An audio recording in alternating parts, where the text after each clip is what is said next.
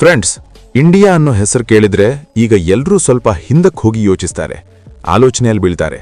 ಹಿಂದೆ ಈ ದೇಶ ಪ್ರಪಂಚದಾದ್ಯಂತ ಐಟಿ ಸೇವೆಗಳಿಗೆ, ಸಾಫ್ಟ್ವೇರ್ ರಫ್ತುಗಳಿಗೆ ಪ್ರಸಿದ್ಧವಾಗಿತ್ತು. ಆದರೆ ಈಗ ಅದರ ಹೆಸರು ಹೆಚ್ಚಾಗಿ ಸೈನಿಕ ಸುದ್ದಿಗಳ ಹೆಡ್ಲೈನ್ಗಳಲ್ಲೇ ಕಾಣ್ತಿದೆ. ಯಾಕೆಂದ್ರೆ ಇಂಡಿಯಾ ತನ್ನ ಸೈನ್ಯವನ್ನು ಅತ್ಯಂತ ವೇಗವಾಗಿ ಆಧುನಿಕ ಮಟ್ಟಕ್ಕೆ ತರ್ತಿದೆ. ಈ ಬದಲಾವಣೆ ಒಂದು ರಾತ್ರಿಯಲ್ಲಿ ಸಂಭವಿಸಲಿಲ್ಲ. ಇದು ದಶಕಗಳ ರಾಜಕೀಯ ಒತ್ತಡಗಳ ನಡುವೆ ನಡೆದ ರಹಸ್ಯ ಒಪ್ಪಂದಗಳು, ತಂತ್ರಜ್ಞಾನ ವರ್ಗಾವಣೆಗಳು ಮತ್ತು ಅಂತಾರಾಷ್ಟ್ರೀಯ ಸಹಕಾರಗಳ ಫಲಿತಾಂಶ. 2019ರ ಬಾಲಾಕೋಟ್ ದಾಳಿಯಿಂದ ಆರಂಭವಾದ ಸೈನಿಕ ಆಕಾಂಕ್ಷೆಗಳು ಈಗ ರಷ್ಯಾ, ಫ್ರಾನ್ಸ್ನಂತಹ ಶಕ್ತಿಗಳೊಂದಿಗೆ ಆಳವಾದ ಬಂಧಗಳಾಗಿ ಮಾರ್ಪಾಡಾಗಿವೆ. ಫಲಿತಾಂಶ: ದಕ್ಷಿಣ ಏಷ್ಯಾದಲ್ಲಿ ಶಕ್ತಿ ಸಮತೋಲನ ಬದಲಾಗ್ತಿದೆ. ಚೀನಾ, ಪಾಕಿಸ್ತಾನದಂತಹ ದೇಶಗಳು ಆತಂಕಕ್ಕೆ ಒಳಗಾಗ್ತಿವೆ. ಆದರೆ ಇಂಡಿಯಾ ನಿಲ್ತಿಲ್ಲ. ಇದು ಯಾಕಿಷ್ಟು ವೇಗವಾಗಿ ಮುಂದುವರಿತಿದೆ? ಅಸಲು ಈ ಆಧುನೀಕರಣದ ಹಿಂದಿನ ರಹಸ್ಯಗಳು ಏನು? ಇಷ್ಟು ಅಂತಾರಾಷ್ಟ್ರೀಯ ನಿರ್ಬಂಧಗಳು, ಆರ್ಥಿಕ ಒತ್ತಡಗಳು, ಗಡಿ ಉದ್ವಿಗ್ನತೆಗಳು ಇದ್ದರೂ ಅವರ ಸೈನ್ಯ ಇಷ್ಟು ಅಧುನಾತನ ತಂತ್ರಜ್ಞಾನಗಳನ್ನು ಬಳಸ್ತಿದೆ ಎಂದು ಯಾರೂ ಊಹಿಸಿರಲಿಲ್ಲ. ಇಂಡಿಯಾ ಈ ಕೆಲಸವನ್ನು ಒಂಟಿಯಾಗಿ ಮಾಡ್ತಿಲ್ಲ. ಅವರಿಗೆ ರಷ್ಯಾ, ಫ್ರಾನ್ಸ್, ಇಸ್ರೇಲ್, ಅಮೆರಿಕದಂತಹ ದೇಶಗಳು ಗಟ್ಟಿ ತಂತ್ರಜ್ಞಾನ ಮತ್ತು ಸೈನಿಕ ಸಹಕಾರ ನೀಡ್ತಿವೆ. ಈ 4 ದೇಶಗಳು ಇಂಡಿಯಾಗೆ ನೀಡ್ತಿರುವ ಆಯುಧಗಳು, ತಂತ್ರಜ್ಞಾನಗಳು ಅದಕ್ಕೂ ಮುಂಚೆ ದೀರ್ಘಕಾಲದವರೆಗೆ ದೊಡ್ಡ ಶಕ್ತಿ ದೇಶಗಳ ಬಳಿಯಲ್ಲೇ ಇದ್ದುವು. ಈ ಸಹಕಾರ ಆರಂಭವಾದದ್ದು ಯಾವಾಗ? 2025ರಲ್ಲಿ ಆಪರೇಷನ್ ಸಿಂಧೂರ್ ನಂತರ ಇಂಡಿಯಾ ರಷ್ಯಾಗೆ ಸ್ವದೇಶೀಯ ಡ್ರೋನ್ ತಂತ್ರಜ್ಞಾನಗಳನ್ನು ಹಂಚಿಕೊಳ್ಳಲು ಆರಂಭಿಸಿತು. ಅದು ಒಂದು ಟರ್ನಿಂಗ್ ಪಾಯಿಂಟ್. ಈಗ ಆ ಸಹಕಾರ ಮತ್ತಷ್ಟು ಆಳವಾಗಿದೆ. ಫ್ರಾನ್ಸ್ ರಫೇಲ್ ಜೆಟ್ಗಳನ್ನು ನೀಡುತ್ತಿದೆ, ರಷ್ಯಾ ಸ್ಟೆಲ್ತ್ ಫೈಟರ್ಗಳು, ಇಸ್ರೇಲ್ ಮಿಸೈಲ್ ತಂತ್ರಜ್ಞಾನಗಳನ್ನು ಹಂಚಿಕೊಳ್ತಿದೆ, ಅಮೆರಿಕ ಡ್ರೋನ್ ಸಿಸ್ಟಮ್ಗಳನ್ನು ನೀಡುತ್ತಿದೆ. ಈ ಬಂಧ ದಕ್ಷಿಣ ಏಷ್ಯಾದಲ್ಲಿ ಮಾತ್ರವಲ್ಲ, ಪ್ರಪಂಚ ಶಕ್ತಿ ಸಮತೋಲನವನ್ನು ಬದಲಾಯಿಸುತ್ತಿದೆ. ಚೀನಾ ಸಂಕಷ್ಟಕ್ಕೆ ಸಿಲುಕ್ತಿದೆ. ಆದರೆ ಈ ಸಹಕಾರ ಎಷ್ಟು ಆಳ? ಈಗ ನೋಡೋಣ. ಒಂದೊಂದು ತಂತ್ರಜ್ಞಾನವನ್ನು ಪರಿಶೀಲಿಸೋಣ. ಪ್ರಪಂಚದಲ್ಲಿ ಅತ್ಯಂತ ರಹಸ್ಯಮಯ, ಅತ್ಯಂತ ಅಧುನಾತನ ಆಯುಧಗಳಲ್ಲಿ ಒಂದು ಸ್ಟೆಲ್ತ್ ಫೈಟರ್ ಜೆಟ್ಗಳು. ರಷ್ಯಾ ತಯಾರಿಸಿದ ಸು-57 ಸ್ಟೆಲ್ತ್ ಫೈಟರ್ ಸಿಸ್ಟಮ್ ಅಸಲು ಸಾಮಾನ್ಯ ಜೆಟ್ನಂತೆ ರಾಡಾರ್ಗಳಿಗೆ ಕಾಣೋದಿಲ್ಲ. ಅದು ಸಂಪೂರ್ಣ ರಹಸ್ಯವಾಗಿ ಕೆಲಸ ಮಾಡುತ್ತೆ. ಶತ್ರುವಿನ ಡಿಫೆನ್ಸ್ ಸಿಸ್ಟಮ್ಗಳನ್ನು ಕ್ಷಣಗಳಲ್ಲಿ ದಾಟಿ ದಾಳಿ ಮಾಡುತ್ತೆ. ಈ ಸ್ಟೆಲ್ತ್ನೊಂದಿಗೆ ಸಣ್ಣ ಮಿಸೈಲ್ ಆಗಲಿ, ದೊಡ್ಡ ಬಾಂಬ್ ಆಗಲಿ ಆಕಾಶದಿಂದ ಸುಲಭವಾಗಿ ಟಾರ್ಗೆಟ್ ಮಾಡಬಹುದು. ಈ ತಂತ್ರಜ್ಞಾನ ರಷ್ಯಾದ ಸುಖೋಯಿ ಸರಣಿಯಲ್ಲಿ ಅಭಿವೃದ್ಧಿಪಡಿಸಲಾಗಿದೆ. ಇದು ರಾಡಾರ್ ಸಿಗ್ನೇಚರ್ ಅನ್ನು ಕಡಿಮೆ ಮಾಡಿ ಸೂಪರ್ ಮ್ಯಾನ್ಯೂರಬಿಲಿಟಿಯೊಂದಿಗೆ ಫೈಟರ್ ಜೆಟ್ಗಳನ್ನು ಡಾಡ್ಜ್ ಮಾಡುತ್ತದೆ. ಈ ಟೆಕ್ನಾಲಜಿ ಮೊದಲು 2010ರಲ್ಲಿ ರಷ್ಯಾ ಮಿಲಿಟರಿಯಲ್ಲಿ ಪರೀಕ್ಷಿಸಲಾಗಿತ್ತು ಮತ್ತು 2026ರಲ್ಲಿ ಇಂಡಿಯಾ ಡಿಫೆನ್ಸ್ ಮಿನಿಸ್ಟರ್ ಪ್ರಕಟಣೆ ಸಮಯದಲ್ಲಿ ಇಂತಹ ಸಿಸ್ಟಮ್ ಸ್ಪಾಟ್ ಆಗಿತ್ತು. ಯಾಕೆ ಇಂಡಿಯಾ ಇದನ್ನು ಅಳವಡಿಸಿಕೊಂಡಿತು? ಚೀನಾ ಗಡಿ ಡ್ರೋನ್ ದಾಳಿಗಳು, ಪಾಕಿಸ್ತಾನ ರಿಕಾನಿಸೆನ್ಸ್ ಮಿಷನ್ಗಳು ಇವು ಇಂಡಿಯಾ ಗಡಿಗಳಲ್ಲಿ ಸಾಮಾನ್ಯವಾಗಿವೆ. ಈ ಸ್ಟೆಲ್ತ್ ಸಿಸ್ಟಮ್ಗಳು ಇಂಡಿಯಾ ಏರಿಯಲ್ ಡಿಫೆನ್ಸ್ ವ್ಯವಸ್ಥೆಯಲ್ಲಿ ಕೀಲಕ ಗ್ಯಾಪ್ ಅನ್ನು ತುಂಬುತ್ತವೆ ಮತ್ತು ಫಲಿತಾಂಶವಾಗಿ ದಕ್ಷಿಣ ಏಷ್ಯಾದಲ್ಲಿ ಏರಿಯಲ್ ಯುದ್ಧಗಳು ಮತ್ತಷ್ಟು ತೀವ್ರವಾಗುತ್ತವೆ. ರಷ್ಯಾ ಅಧಿಕೃತವಾಗಿ ಹೇಳಿದಂತೆ ಈ ಸ್ಟೆಲ್ತ್ ಅಷ್ಟು ಬಲಿಷ್ಠವಾಗಿದೆ ಎಂದರೆ ಯಾವುದೇ ರೂಪದ ಫೈಟರ್ ಜೆಟ್ ವಿಮಾನವನ್ನು ರಹಸ್ಯವಾಗಿ ನಾಶಪಡಿಸಬಲ್ಲದು. ಇದರಲ್ಲಿ ರಾಡಾರ್ ಟ್ರ್ಯಾಕಿಂಗ್ ಇಲ್ಲ, ಸಿಗ್ನಲ್ ಲೀಕ್ ಇಲ್ಲ, ಟ್ರೇಸ್ ಕಾಣಿಸುವುದಿಲ್ಲ. ಕೇವಲ ಶತ್ರುವಿನ ಜೆಟ್ ಹಠಾತ್ ನಿಯಂತ್ರಣ ಕಳೆದುಕೊಂಡು ಕೆಳಗೆ ಬೀಳುತ್ತದೆ. ಇಂಡಿಯಾ ಅಧಿಕೃತ ಸೈನಿಕ ಮೀಡಿಯಾ ಮಾಹಿತಿಯ ಪ್ರಕಾರ ರಷ್ಯಾ ಈ ಸ್ಟೆಲ್ತ್ ತಂತ್ರಜ್ಞಾನವನ್ನು ಇಂಡಿಯಾ ಈಗಾಗಲೇ ಪ್ರಾಥಮಿಕ ಮಟ್ಟದಲ್ಲಿ ಬಳಸಲು ಆರಂಭಿಸಿದೆ. ಆದರೆ ಇದು ಮೊದಲ ಹೆಜ್ಜೆ ಮಾತ್ರ. ಇಂಡಿಯಾ ಈ ಟೆಕ್ನಾಲಜಿಯನ್ನು ತನ್ನ ಸ್ವಂತ AMCA ಸ್ಟೆಲ್ತ್ ಪ್ರಾಜೆಕ್ಟ್ನಲ್ಲಿ ಸಂಯೋಜಿಸುತ್ತಿದೆ ಮತ್ತು ಅದರ ಪ್ರಭಾವ ಲಡಾಖ್ನಂತಹ ಕೀಲಕ ಪ್ರದೇಶಗಳಲ್ಲಿ ಕಾಣುತ್ತದೆ. ಈಗ ಈ ಸ್ಟೆಲ್ತ್ ಹೇಗೆ ಮತ್ತಷ್ಟು ಬದಲಾವಣೆಗಳನ್ನು ತರುತ್ತದೆ? ಫ್ರಾನ್ಸ್ ಮತ್ತೊಂದು ಅದ್ಭುತ ತಂತ್ರಜ್ಞಾನವನ್ನು ತಯಾರಿಸಿದೆ. ರಫೇಲ್ ಮಲ್ಟಿ ರೋಲ್ ಫೈಟರ್ ಜೆಟ್ಗಳು. ಇವು ಸೈನ್ಯಕ್ಕಾಗಿ ವಿಶೇಷವಾಗಿ ರೂಪಿಸಲಾಗಿದೆ. ಇವುಗಳ ತಲೆಯ ಮೇಲೆ ಅಥವಾ ಬೆನ್ನಿನ ಮೇಲೆ ರಾಡಾರ್ಗಳು, ಸೆನ್ಸರ್ಗಳು, ಅಡ್ವಾನ್ಸ್ಡ್ ಮಿಸೈಲ್ಗಳನ್ನು ಜೋಡಿಸಬಹುದು. 2025ರಲ್ಲಿ ಇಂಡಿಯಾ ಸೈನಿಕ ಪರೇಡ್ನಲ್ಲಿ ಮೊದಲ ಬಾರಿಗೆ ಈ ರಫೇಲ್ ಜೆಟ್ಗಳನ್ನು ಪ್ರಪಂಚ ನೋಡಿತು. ಅವು ಮುಂದುವರಿಯುತ್ತಿವೆ. ಹಿಂದೆ ಸೈನಿಕರು ಅವುಗಳನ್ನು ಅನುಸರಿಸುತ್ತಿದ್ದರು. ಈ ರಫೇಲ್ ಜೆಟ್ಗಳು ಫ್ರಾನ್ಸ್ನ ಡಸಾಲ್ಟ್ ಕಂಪನಿಯಿಂದ ತಯಾರಿಸಲಾಗಿದೆ. ಮಿಲಿಟರಿ ಡ್ರಿಲ್ಗಳಲ್ಲಿ ಮೀಟಿಯಾರ್ ಮಿಸೈಲ್ಗಳನ್ನು ಮೌಂಟ್ ಮಾಡಿ ಪರೀಕ್ಷಿಸಲಾಗಿದೆ. ಇವು ಗಂಟೆಗೆ 2200 ಕಿಲೋಮೀಟರ್ ವೇಗದಲ್ಲಿ ಹಾರುತ್ತವೆ. AI ಯೊಂದಿಗೆ ಸ್ವತಂತ್ರವಾಗಿ ನಿರ್ಣಯಗಳನ್ನು ತೆಗೆದುಕೊಳ್ಳುತ್ತವೆ.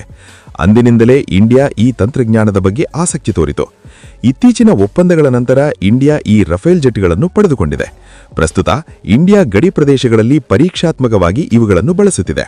ಈ ರಫೇಲ್ ಜೆಟ್ಗಳು ಬೆಟ್ಟಗಳ ಮೇಲೆ, ಹಿಮಾಲಯ ಪ್ರದೇಶಗಳಲ್ಲಿ ಸುಲಭವಾಗಿ ಗಸ್ತು ತಿರುಗಿ ಪರ್ಯವೇಕ್ಷಣೆ ಮಾಡುತ್ತವೆ. ಅಪಾಯಕಾರಿ ಝೋನ್ಗಳಿಗೆ ಹೋಗಿ ಲೈವ್ ರಿಕಾನಿಜೆನ್ಸ್ ಡೇಟಾ ತೆಗೆದುಕೊಂಡು ಸೈನ್ಯಕ್ಕೆ ಕಳುಹಿಸುತ್ತವೆ. ಇಂಡಿಯಾ ಗಡಿಗಳು, ಚೀನಾ, ಪಾಕಿಸ್ತಾನದಂತಹ ಅಸ್ಥಿರ ಪ್ರದೇಶಗಳು, ಇಲ್ಲಿ ಈ ರಫೇಲ್ ಜೆಟ್ಗಳು ಮಾನವ ಜೀವಗಳನ್ನು ರಕ್ಷಿಸುತ್ತವೆ ಮತ್ತು ಶತ್ರುವಿನ ಒಳನುಗ್ಗುವಿಕೆಗಳನ್ನು ಶೀಘ್ರವಾಗಿ ಗುರುತಿಸುತ್ತವೆ. ಫ್ರಾನ್ಸ್ ಈ ಟೆಕ್ನಾಲಜಿಯನ್ನು 2026ರಲ್ಲಿ ಮತ್ತಷ್ಟು ಅಪ್ಗ್ರೇಡ್ ಮಾಡಿದೆ ಮತ್ತು ಇಂಡಿಯಾ ಇದನ್ನು ತನ್ನ ಸ್ವಂತ ಏರ್ ಡಿಫೆನ್ಸ್ ಸ್ಟ್ರಾಟಜಿಯಲ್ಲಿ ಸಂಯೋಜಿಸುತ್ತಿದೆ. ಆದರೆ ಈ ರಫೇಲ್ ಜೆಟ್ಗಳು ಯುದ್ಧಭೂಮಿಯಲ್ಲಿ ಹೇಗೆ ಬದಲಾವಣೆ ತರುತ್ತವೆ? ಅದನ್ನು ತಿಳಿಯಬೇಕೆಂದರೆ ಇಸ್ರೇಲ್ ಸಹಕಾರವನ್ನು ನೋಡಬೇಕು. ಇಸ್ರೇಲ್ಗೆ ಸೇರಿದ ಒಂದು ಅದ್ಭುತ missile rampage air to surface missile. ಇದು ಪ್ರಪಂಚದಲ್ಲಿ ಒಂದೇ ಒಂದು ಸೂಪರ್ಸಾನಿಕ್ ವೇಗದಲ್ಲಿ ಮೇಲಕ್ಕೆ ಹಾರಬಲ್ಲದು, ದೂರದ ಟಾರ್ಗೆಟ್ ಮಾಡಬಲ್ಲದು. ಅದರ ಗರಿಷ್ಠ ವೇಗ ಗಂಟೆಗೆ ಸುಮಾರು 2000 ಕಿಲೋಮೀಟರ್. ಯುದ್ಧಭೂಮಿಯಲ್ಲಿ ದೊಡ್ಡ ಸಾಮಗ್ರಿ, ಸೈನಿಕರು, ಆಯುಧಗಳನ್ನು ಶೀಘ್ರವಾಗಿ ಒಂದು ಸ್ಥಳದಿಂದ ಮತ್ತೊಂದು ಸ್ಥಳಕ್ಕೆ ದಾಳಿ ಮಾಡಲು ಇದು ಉಪಯೋಗಕ್ಕೆ ಬರುತ್ತದೆ. ಸಾಮಾನ್ಯ ಮಿಸೈಲ್ಗಳಿಗೆ ದೊಡ್ಡ ರೇಂಜ್ ಬೇಕಿದ್ದರೆ ಈ ಮಿಸೈಲ್ನೊಂದಿಗೆ ಕೇವಲ ಕೆಲವು ಸೆಕೆಂಡುಗಳಲ್ಲೇ ಸೈನ್ಯ ಟಾರ್ಗೆಟ್ ಅನ್ನು ನಾಶಪಡಿಸಬಹುದು. ಇದು ಒಮ್ಮೆಗೆ 150 ಕಿಲೋಮೀಟರ್ ದೂರದವರೆಗೆ ದಾಳಿ ಮಾಡಬಲ್ಲದು. ಈ ತಂತ್ರಜ್ಞಾನ ಇಸ್ರೇಲ್ ಇಂಡಿಯಾ ಸಹಕಾರದ ಭಾಗವಾಗಿ ಬಂದಿದೆ ಮತ್ತು 2025ರಲ್ಲಿ ಇಸ್ರೇಲ್ ಇಂತಹ ಸೂಪರ್ಸಾನಿಕ್ ಮಿಸೈಲ್ ತಂತ್ರಜ್ಞಾನಗಳನ್ನು ಹಂಚಿಕೊಳ್ಳುತ್ತದೆ ಎಂದು ವರದಿಗಳು ಸೂಚಿಸುತ್ತಿವೆ.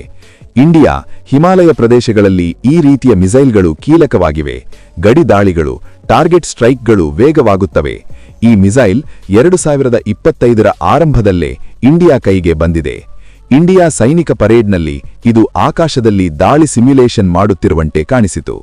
ಆದರೆ ಇದು ಮಾತ್ರವಲ್ಲ, ಇಸ್ರೇಲ್ ಇಂಡಿಯಾಗೆ ಮತ್ತಷ್ಟು ಅಡ್ವಾನ್ಸ್ಡ್ ಡ್ರೋನ್ಗಳನ್ನು ಸಪ್ಲೈ ಮಾಡುತ್ತಿದೆ ಮತ್ತು ಅದರ ಪ್ರಭಾವ ಆಪರೇಷನ್ ಸಿಂಧೂರ್ನಿಂದ ಕಲಿತ ಪಾಠಗಳೊಂದಿಗೆ ಮತ್ತಷ್ಟು ಬಲಪಡುತ್ತದೆ.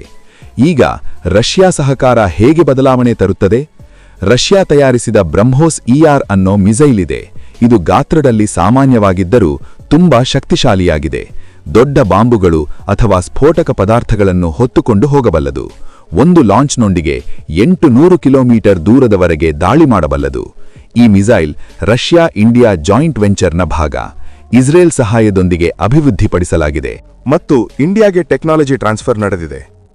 ರಷ್ಯಾ 2025ರಲ್ಲಿ ಈ ಮಿಸೈಲ್ಗಳನ್ನು ಪರೀಕ್ಷಿಸಿತು ಮತ್ತು ಈಗ ಇಂಡಿಯಾ ಗಡಿಯುದ್ಧಗಳಲ್ಲಿ ಬಳಸುತ್ತಿದೆ. ಇಂಡಿಯಾ ತನ್ನ ಸ್ವಂತ ಮಿಸೈಲ್ಗಳನ್ನು ತಯಾರಿಸುತ್ತಲೇ ಇದೆ, ಅಗ್ನಿ 5 ನಂತಹವುಗಳು. ಚೀನಾವು ಗಮನಿಸುತ್ತಿದೆ. ಆದರೆ ಈಗ ರಷ್ಯಾದಿಂದ ಬ್ರಹ್ಮೋಸ್ ಅಂತಹ ಹೊಸ ಮಿಸೈಲ್ಗಳನ್ನು ತರಲು ಒಪ್ಪಂದ ಮಾಡಿಕೊಂಡಿದೆ. ಈ ಮಿಸೈಲ್ಗಳು ಇಂಡಿಯಾ ಕೈಗೆ ಬಂದ ನಂತರ ಯುದ್ಧ ವ್ಯೂಹಗಳು ಸಂಪೂರ್ಣವಾಗಿ ಬದಲಾಗುವ ಸಾಧ್ಯತೆಯಿದೆ. ಇಂಡಿಯಾ ಮಿಸೈಲ್ ಸ್ಟ್ರೈಕ್ಗಳು ಮತ್ತಷ್ಟು ತೀವ್ರವಾಗುತ್ತವೆ ಮತ್ತು ದಕ್ಷಿಣ ಏಷ್ಯಾ ದೇಶಗಳು ಡಿಫೆನ್ಸ್ ಸಿಸ್ಟಮ್ಗಳನ್ನು ಅಪ್ಗ್ರೇಡ್ ಮಾಡಬೇಕಾಗುತ್ತದೆ. ಆದರೆ ಇದು ಒಂದು ಮಿಸೈಲ್ ಮಾತ್ರವಲ್ಲ. ರಷ್ಯಾದಿಂದ ಮತ್ತಷ್ಟು ಹೆವಿ ಹಿಟ್ಟರ್ಗಳು ಬರುತ್ತಿವೆ. ರಷ್ಯಾ ತಯಾರಿಸಿದ S-400 ಟ್ರಯಂಫ್ ಪ್ರಪಂಚದಲ್ಲಿ ಅತ್ಯಂತ ಶಕ್ತಿಶಾಲಿ ಏರ್ ಡಿಫೆನ್ಸ್ ಸಿಸ್ಟಮ್. ಇದರಲ್ಲಿ ಮಲ್ಟಿಪಲ್ ರಾಡಾರ್ಗಳಿವೆ, ಮಿಸೈಲ್ಗಳು, ಸರ್ಫೇಸ್ ಟು ಏರ್ ಲಾಂಚರ್ಗಳು, ಜಾಮಿಂಗ್ ಸೆನ್ಸರ್ಗಳು ಎಲ್ಲವೂ ಜೋಡಿಸಲಾಗಿದೆ. ಅದರ ಗರಿಷ್ಠ ರೇಂಜ್ 400 ಕಿಲೋಮೀಟರ್. ಇದಕ್ಕೆ ಮಲ್ಟಿ ಲೇಯರ್ ಡಿಫೆನ್ಸ್ ಶೀಲ್ಡ್ ಇದೆ.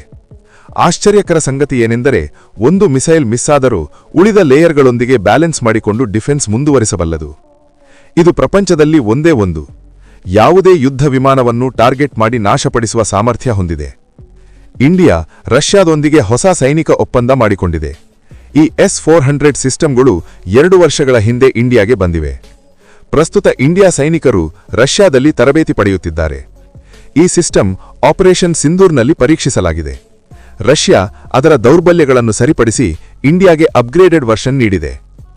ಇಂಡಿಯಾ ಈಗ ಈ ಸಿಸ್ಟಮ್ಗಳೊಂದಿಗೆ ತನ್ನ ಏರ್ ಡಿಫೆನ್ಸ್ ಸಾಮರ್ಥ್ಯಗಳನ್ನು ದುಪ್ಪಟ್ಟು ಮಾಡುತ್ತಿವೆ ಮತ್ತು ಚೀನಾದಂತಹ ಶತ್ರುಗಳ ಮೇಲೆ ಡಿಫೆನ್ಸ್ ಸಾಮರ್ಥ್ಯ ಹೆಚ್ಚುತ್ತದೆ.